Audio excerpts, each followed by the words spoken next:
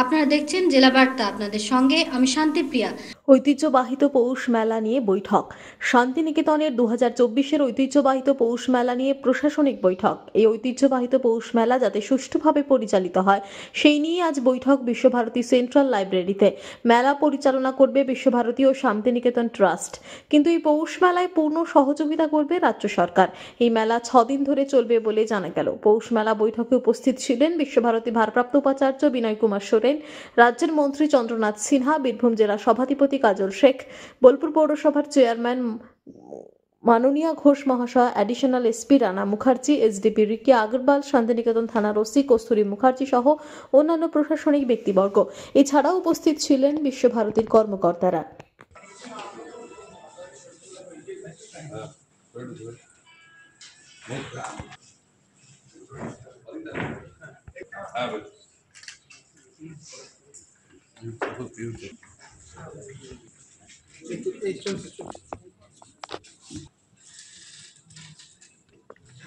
তেইশ থেকে একটু লাস্ট দিন অবধি আপনাকে থাকতে হবে।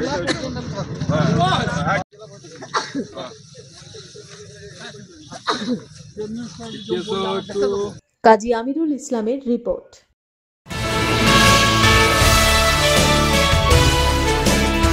আজ কলকাতার কালীঘাটে ডাক পেলেন অনুব্রত মণ্ডল। জেল থেকে বেরোনোর পর প্রথমবার মমতার মুখোমুখি হবেন তিনি।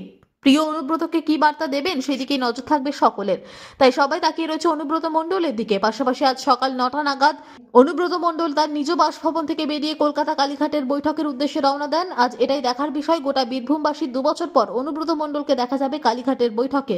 কি বলেন অনুব্রত, গোটা বীরভূম তাকিয়ে রয়েছে তার দিকে।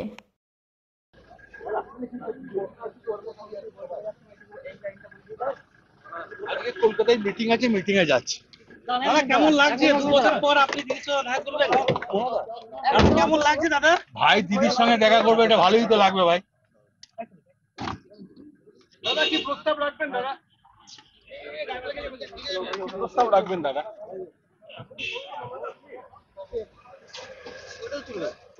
2 বছর পরে যাচ্ছেন, কেমন লাগছে? বললাম ভাই দিদি কাছে যাবে, তো দিদি কাছে ভাই যাবে, অসুবিধা কি আছে?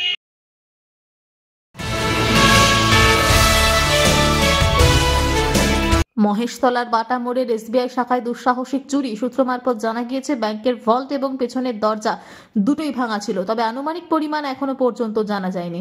পুলিশ সূত্রের খবর ভেতরে থাকা সিসিটিভির সমস্ত ভিডিও এবং কেবিল কেটে চোর ও চোরেরা দলে নিয়ে গেছে। সাময়িকভাবে ব্যাংক পরিষেবা বন্ধ থাকায় গ্রাহকেরা ক্ষুব্ধ। ঘিঞ্জি এলাকায় হেন ঘটনায় স্বাভাবিকভাবেই স্থানীয়দের মধ্যে আতঙ্ক। খবর ছড়াতেই ব্যাংকের সামনে ধীরে ধীরে ভিড় জমাচ্ছে উৎসাহী ব্যাংকের গ্রাহকেরা।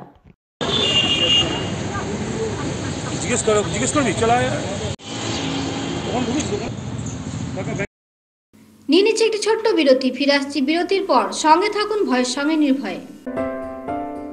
সিউড়িতে অত্যাধুনিক চিকিৎসা পরিষেবা নিয়ে এলো সৃজন পলিক্লিনিক।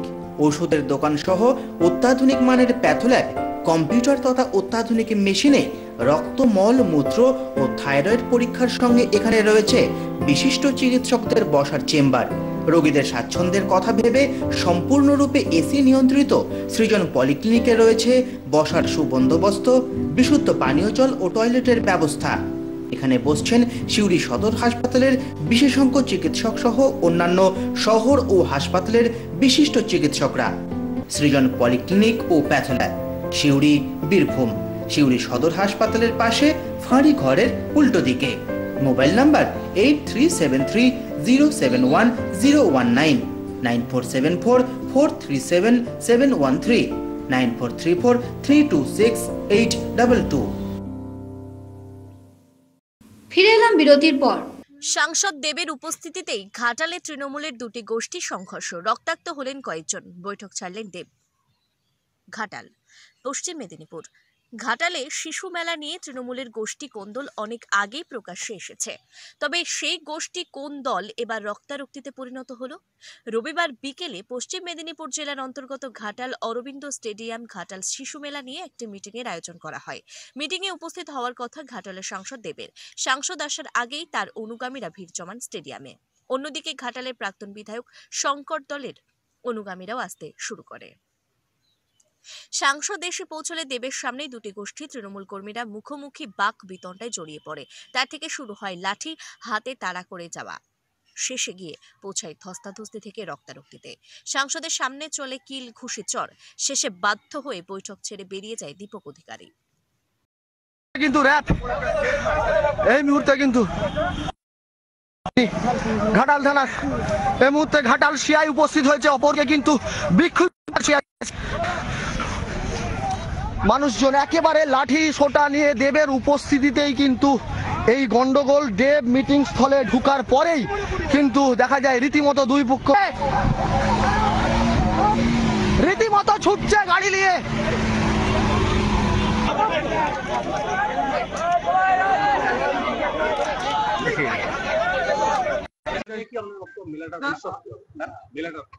তো আজকে যা ঘটেছে ডেফিনেটলি আমরা সবাই একটু শক, আমাদের সবাইকে একটু ভাবতে হচ্ছে মেলা হবে কারণ এইটা রাজনৈতিক মেলা নয়, একটা ছোট একটা গোষ্ঠী ঝামেলার জন্য মেলা হচ্ছে আমাদের হিস্টোরিক্যাল একটা ইভেন্ট যেখানে সবাই আসে এনজয় করতে চায়।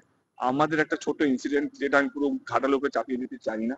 Of course we have to reconstruct the whole thing, শান্তিপ্রিয় ভাবে আবার কিভাবে মেলাটা হয়, কারণ এই ঝামেলাটা মেলার উপরে অসর যাতে না হয়। মানুষ যারা ঘাটালের বাইরে থাকে, যারা অন্যান্য ডিস্ট্রিক্টে থাকে, বা এখন তো এটা ন্যাশনাল নিউজ হয়ে গেছে, যারা বাইরে থেকে দেখছে, অনেকেই ফোন করছে আমাকে, তারা এটা না ভাবে এটা ঘাটালের চরিত্র না, ঘাটালের চরিত্র এটা নয়। ঘাটালের চরিত্র হচ্ছে খুব শান্তি।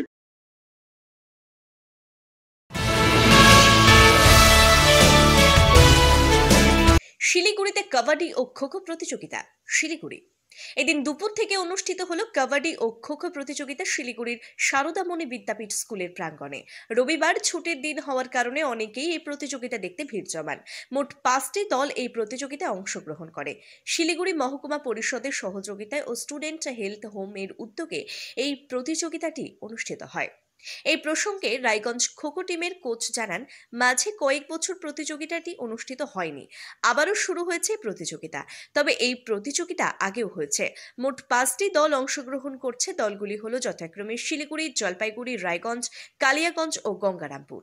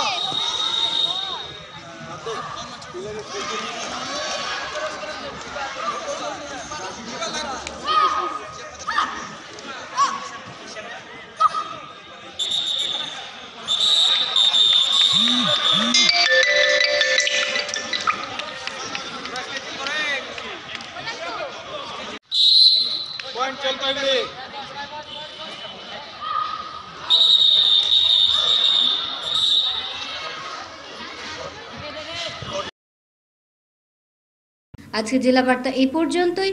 নমস্কার।